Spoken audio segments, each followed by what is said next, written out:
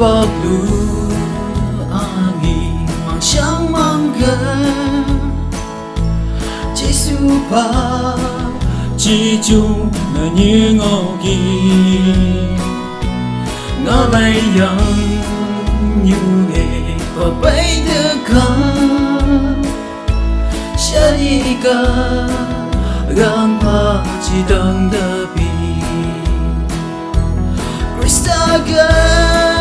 gai bờ nắng thứ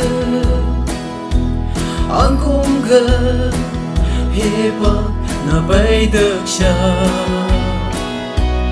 lo yong xa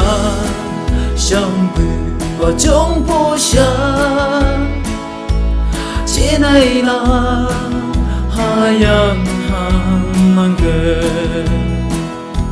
sang bờ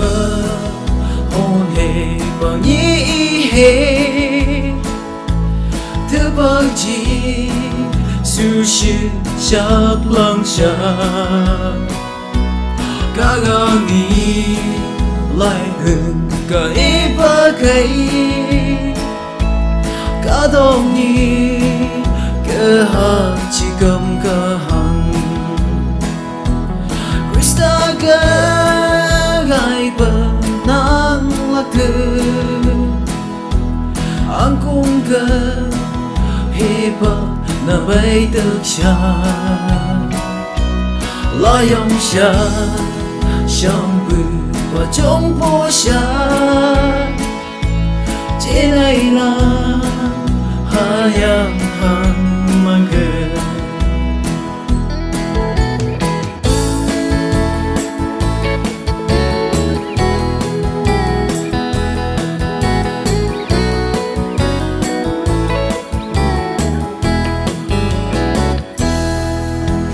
sớm bước bay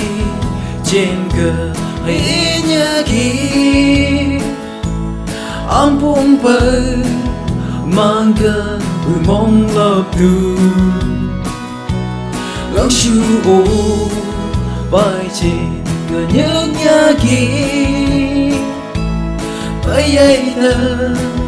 như lòng mi họ ấy mà Krista gai bờ nắng lạc thứ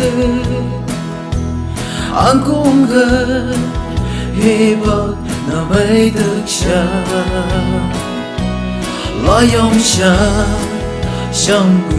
và trong phố xa trên này là hai yang hàng mang gần trên này là hai yang hàng mang gần